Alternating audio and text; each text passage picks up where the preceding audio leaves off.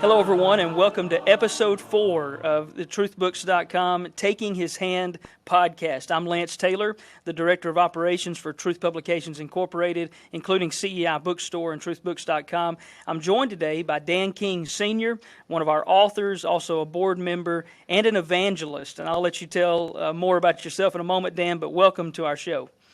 Thank you. Glad to be here. All right. This podcast is presented by TruthBooks.com, and it's going to serve as a resource to connect, learn, and grow by hearing discussions about materials, books, products, resources, and topics of interest to Christians.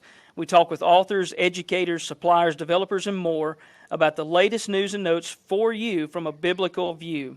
If you didn't know, Truth Publications' purpose is to publish and provide trustworthy Bible-based books and resources to help you and your church grow closer to God. And this podcast is just a way of us letting you know a little more about those items in particular and other things that we may be able to help you with. So Dan, once again, glad that you're with us today. I want you to just take a minute, if you will, to tell everybody about you, because you're not only involved with the work in Truth Publications, but obviously you've got work going on with the local church as well. Sure. I preach for the Locust Street Church of Christ in Mount Pleasant, Tennessee. I guess I'm probably starting my 8th year with them. And I've preached with churches and for churches in gospel meetings and in work in places all around the country and all around the world, for that matter. I've preached in a number of foreign countries as well. So that's kind of my experience as a preacher. Absolutely. And then with Truth Publications, maybe talk a little bit about what you have done with this organization for many years and how some of that's changing, but you've brought a lot to the table, not only as an author, but actually as a board member as well. Yes, I was originally brought on the board because of my business expertise. I was a financial advisor for some 26 years. And I retired from that about 7 years ago or so, maybe 8, something in that neighborhood. But at any rate, I came on board because I actually had a mixture of backgrounds. Throughout the years, I preached now for 52 years. And so it's kind of a combination of both factors that brought me on board. Yeah. Well, you've done an excellent job for us. It's been a pleasure for my last 4 years here being with the company to work with you and just appreciate what you've done. And that's kind of what brings us... It's been great working with you, I might add. Well, thank you. You're a breath of fresh air. Well, I appreciate that. All that is kind of what brings us even to today. You've got a new book titled God Does Exist. I've got a copy of it right here. It's available now at truthbooks.com and in our bookstore, CEI Bookstore. And this is a kind of a book for everyone in a sense. And I kind of just want to start off by asking, why this book? Why write this book? And why is this topic, so important to so many today? Well, I wrote this book because I went to a state university for a couple of years. And in my first 2 years in school, I was a science major.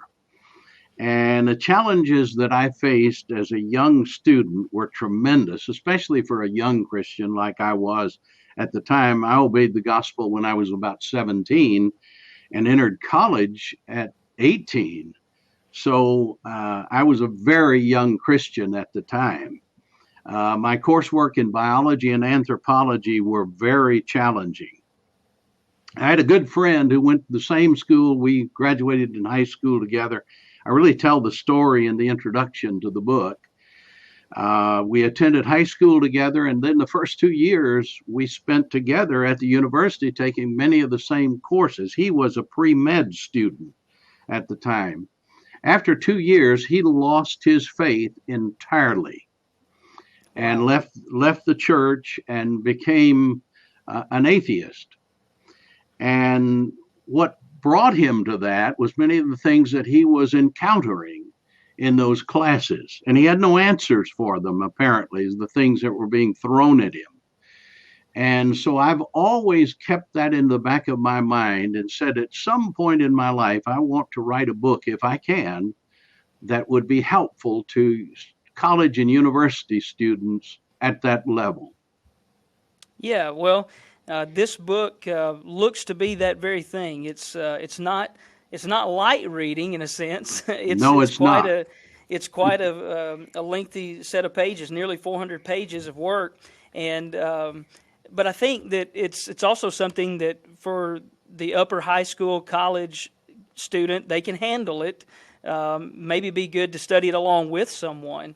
But in that tone, what maybe in your mind makes this book different than other books studying similar apologetics? I know there are other books out there titled, or even raising the question, does God exist? This one emphatically says God does exist. Well, frankly, most books of this kind are really too shallow for college students. Most Gotcha. books are really a serious college or university student reads the materials that we would present in most of our lectures and so forth on this topic, and it's just not a deep enough dive for them. They need something that's deeper. And so it is intended. You said it's difficult reading at times. It was difficult writing at times.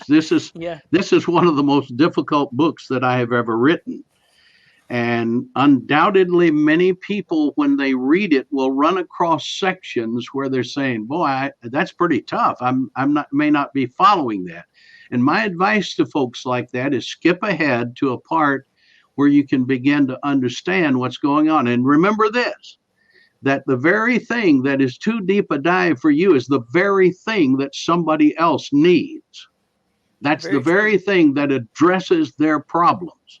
Now, what I've done in the book is I've taken chapter by chapter every one of the arguments on the subject of God and his existence. I was able to isolate 12 separate arguments. There's an introductory chapter, so there are 13 chapters in all.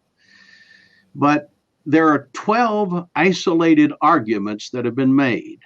2 of them are negative arguments against the existence of God. They're the last 2 that I treat. All the rest are positive arguments. And frankly, some of those arguments, like the ontological argument, are thought to be maybe too deep, and people at times don't find them persuasive. And I've admitted some of that sort of thing in the course of my discussions. At the same time, the argument, like the ontological argument, that is thought by some to be not persuasive, is very persuasive to someone else. So that has to be remembered over the course of it. But when in the cumulative effect of all 12 of these arguments, I think it's very difficult for someone to come away and say, "I don't believe God exists." God does exist. And a fitting title for that, to cover all of these angles of it, if you will. I would ask this, too, just in following up with that. I know we mentioned this may be difficult reading, but if you were going to make a recommendation out there, what's the person that this is aimed at as far as an age or background or stage in life? I will tell you, if you are a parent or a grandparent, and you have a student that is about to go off to college. Now, we cannot deal with some of the other humanities issues that they may deal with in progressive politics and that sort of thing in a book like this.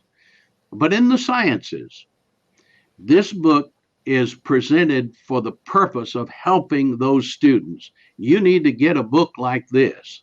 And I think this is the one they need to get for that college student or that university student perspective, that will help them to deal with many of the fact of the matter is a lot of these professors are atheists. They are confirmed atheists. And they figure the family's got these kids for a lifetime. I've only got them for 4 years, and I'm going to convert them during those 4 years. A lot of professors, that's exactly what they're thinking. Make no mistake about it. They're confirmed atheists, and they want to convert your kid. So this book, I see it as a resource for families and especially then for those students going to universities, and then obviously for the leadership in the Lord's church, preachers, elders, deacons, teachers that are going to be dealing with these questions and helping counsel young people as they face these things, not only at college but also at the high school level, even in junior high level. I really believe that answers can be found to help with that in this book. I want to ask. One thing. Go ahead. One thing I wanted to add too that I forgot to mention, and that is, what I've tried to do is deal with these things on a philosophical level as well, because one of the things that some students go and take coursework in philosophy, and philosophy is an approach to life. The ancient Greek word from which this derives has to do with the love of knowledge. Philos meaning love of, and sophos meaning the knowledge. So love of knowledge. So philosophy, in essence, is the approach to any kind of knowledge. And so as a result, you'll find that many of these arguments that we're dealing with are arguments from essentially philosophy textbooks. And so what we've tried to do in the introduction to each one of these chapters and each one of these arguments is we've tried to set it in the context of philosophy. And we've done that by stating in each instance the argument itself as it would be understood in terms of a very simple statement of the argument on a philosophical basis. And so that allows you to kind of look at the argument in its essence. Yeah. And so it kind of simplifies things to some degree. Yeah, that's important. And again, I think that opens it up for a number of people to be able to study this book and gain from it at different age levels and points in their faith or lack of faith or struggle with faith. From that, Dan, I want to ask, is there a section or a piece of evidence that really stands out to you? You mentioned you're dealing with 12 different things specifically in the book, but is there one in particular that hits home with you? I know you said one may be more important to one person than another, but I got to think that in writing this book, there's got to be one that just really hits home with you. Well, there's one that has been especially intriguing over the last 30 years or so, and that has to do with physics. The arguments from the science and the discipline of physics has been the most interesting. Now, of course, it's been understood for many years what we would call the second law of thermodynamics. And essentially, that law states that eventually in any closed system, it will end in entropy, which means that all of the energy that is found in that system will eventually reach a point where it's not useful any longer. Now, that has always been used as an argument to say that the universe is not eternal, but that has not been sufficiently convincing for a lot of scientists. Many still have thought there was some way around that. There must surely be some way to get around that. Well, in more recent years, another principle has been developed in physics. It's called, most interestingly, the anthropic principle. And anthropos is the Greek word for man. And the anthropic principle is illustrated, I suppose, by just imagining that the universe somewhere had a control panel. And just assume for a moment that such a control room existed and control panels were there, and you could walk into that room and look at the settings on the control panels. And throughout the years, it has been observed in one instance after another, and now they literally number in the hundreds of instances where the settings on that panel are so precisely set, understanding that each of those settings had potentially hundreds of different options, and maybe thousands of different options that they could have been set to. But in each and every instance, they were set what they describe as anthropically, which means sufficiently perfect to make it possible for intelligent life to exist in the universe. Now, this has become quite an intriguing thing. And a quote, I took this quote because I think it's one of the most critical one. British physicist Paul Davies, in his book, The Cosmic Blueprint, had this to say. He said, the impression of design is overwhelming.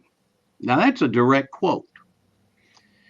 In other words, when you begin to look at all of the settings on all of this and this morass of control panels with literally hundreds of potential settings and maybe thousands in some instances, and we get exactly what you would expect for the proliferation of intelligent life, then there's some point when you've got to say, God must exist.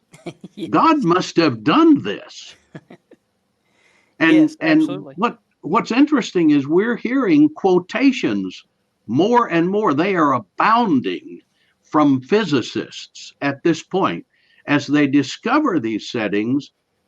And again, one or two of them are found every couple of years here lately. So I think that's been one of the most intriguing things that I was able to study and talk about.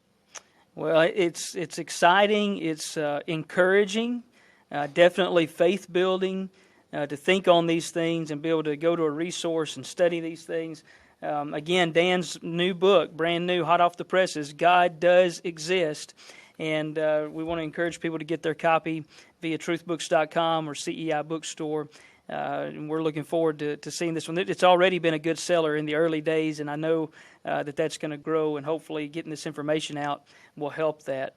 Dan, I want to thank you for joining us. This has been great to talk about the book. My pleasure. My pleasure. Thank you. I want to thank everybody for listening. You're what makes this worthwhile for us to be able to get this information out to you, learning about important things like this regarding our faith and the resources that we may have to be beneficial to you. We value your feedback, so I would encourage you to reach out to us. If there's someone that you would like to see us have on the show or something you'd like to see us talk about or discuss, you can email us at podcast@truthbooks.com, and we'd love to hear from you in regard to that. Other than that, Dan, thanks once again for being on with us. We look forward to more great works. And by the way, you can go to truthbooks.com and search Dan King, and you'll find a wealth of his books available as far as commentaries, workbooks, and more. And I know that you'll benefit from all of those, but we certainly want to push you to take a hard look at this brand new book, God Does Exist. Thank you, everyone, for joining us today. May God bless each and every one of us as we keep taking His hand and helping each other toward that heavenly home.